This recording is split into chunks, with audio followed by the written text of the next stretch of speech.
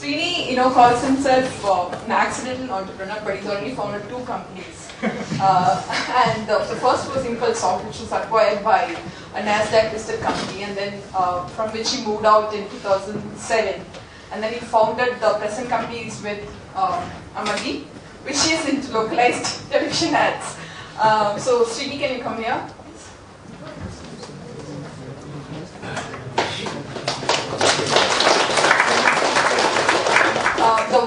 The one thing that I really remember from talking to him is this quote that he told me, which is the greatest rush from entrepreneurship is the learning, and we want him to share his learning with us. Thank you. I think my wife keeps complaining that I'm loud enough, so I suppose do away with this. I'll talk very briefly. Hopefully it will be an interactive session. You can ask me. But I believe that mostly entrepreneurs are fools. They don't sufficiently understand what it takes, right? If I had actually known before I started, when I actually started when I was 25, the first company, Impulsoft, that was in 1998, late 1998, early 1999. 3 or 4 of us classmates, all the way from college, worked together. We had 4 years of experience out of college, 3.5 years, 4 years. We actually said, we want to do something, we want to build a product company out of India, and we jumped in, right? Had we had any idea about what it would have taken, I don't think we would have made the plunge. So, any amount of analysis, if you're serious about it and you say, oh, these are the this is the competition, this is the product, or whom can I sell it to, do all the analysis, I'll guarantee you, you'll find that, there's somebody else who's doing it better, or, somebody would say, oh, no, this would not work for 20 reasons. So, the best way, I've been a fool twice. Didn't learn the first time, right, from the first time. Even the second time, right, when we actually started off Amagi, we are into, as Vijay is saying, localized television advertising. What we do is we work with the TV channels, insert advertisements on a city-specific basis. For example, if you're watching, say, CNIBN, you will have a different advertisement in Bangalore, different advertisement in Delhi, different advertisement in Mumbai, and so on. So this has never been done so far. We actually started doing it here last few months or so. So when we actually went around talking to people about this, they said, 100 reasons why it cannot be done. And he said, no, absolutely, these guys don't understand anything. We can do it. 2 things about entrepreneurs again. You are foolish and you are arrogant. Right? You think you know. Yes. Right? After 7-8 months, he said, man, this is what those guys said. We went to an operator, because we had to install boxes with cable operators and such. These are one of the operators in Pune. This guy had 5 murder cases against him. And he's supposed to negotiate with them. We are completely clueless, right? All these guys have been warning about it. All along. So whenever we went to VC, they said, no, you cannot work with operators. You don't even have that, wavelength match. These channels would not even agree. They are established giants. They will never work with you, these broadcast channels. We saw it when we actually went there. And tons and tons of channels said, no, this doesn't make sense. You are too small. We can do it ourselves. Whatever. 20 reasons, right? Eventually, one guy bit. You always have that. That's the good thing about entrepreneurship. You hit, you try knocking enough doors. One maverick guy, who doesn't believe in the way things have been done, he'll say, okay, let me try it. Poor guy has been calling me. One of the, I remember, one of the channels, Telugu channels, we've actually been talking to, we've been trying to follow him up for 1 year. This time, last time he said, I will work with you just because you've called me so many times. You have this oddball, 1 door opens, 2 doors opens, and then there's a rush, there's a flood, right?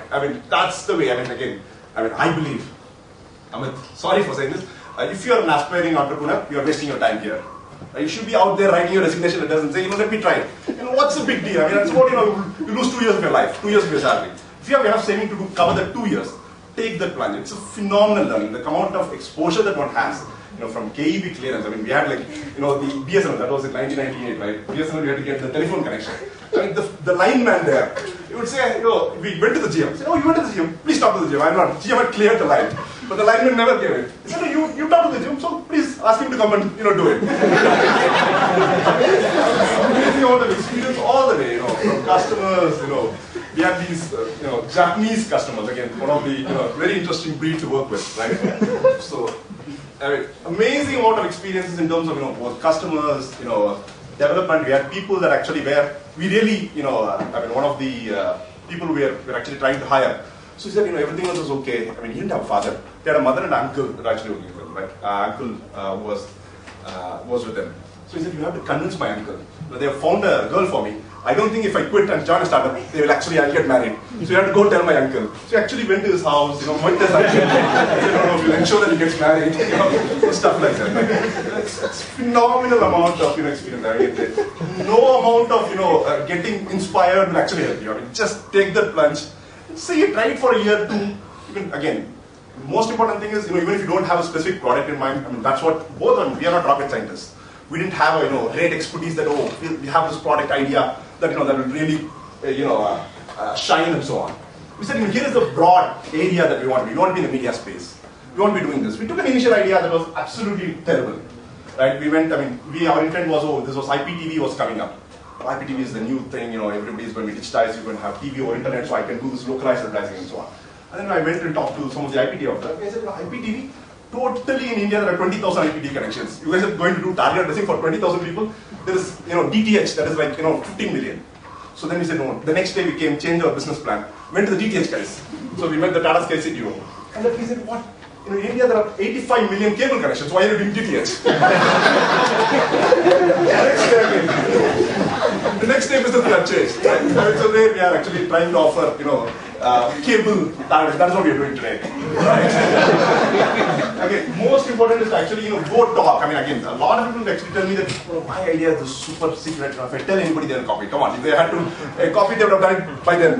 By now, right? Again, don't worry about the idea. I mean, if you are serious, and again, it's extremely important that you are actually serious and actually doing it, rather than talking about the idea.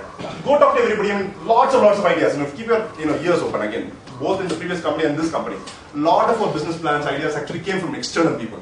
When we actually went with a specific proposal, we said, this is what we want to do. Rather than saying, tell me how I should build my business. We said, no, this is what we do. They said, no, I don't think that would work. This is a very clear, important area that actually maybe nobody else is addressing. Why don't you try it? Sort of, you keep refining. I mean, that's the best way that I saw in terms of, keep going and talking to people, telling them that, this is what I'm going to do and this is the money. You actually tell them, this is what you have to pay. Then they say, no, for this money I won't do this, but maybe I will do this. So you actually get to refine. I mean, there's no other way again. I mean, it's like, I believe again, entrepreneurship is somewhat like marriage. Like, it's fun and attractive from the outside. Once you are in, the problems, the sacrifices that you have to make, the daily troubles that you have to go through. Right? But at the end of it all, hopefully, right, it's worth all the while. When you see the legacy you leave behind. Right? So, that's all I have. No, that's questions.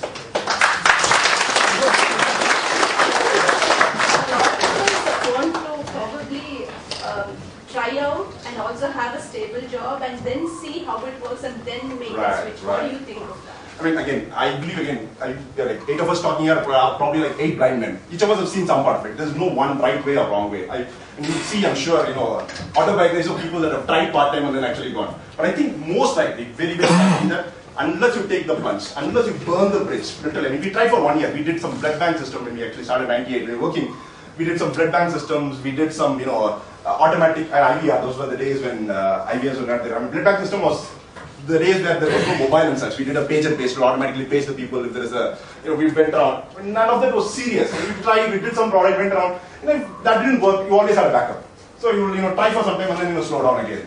Unless we took the plunge. The day we took the plunge, it was really serious because we were unmarried. So we still had that buffer that, even if you don't have salary, it's okay. But at the end of the day, until we said, there's no other way, we have to do this, it was never so serious. I believe that until you say, I'm quitting my job, I have no other backup, I'm going to do this.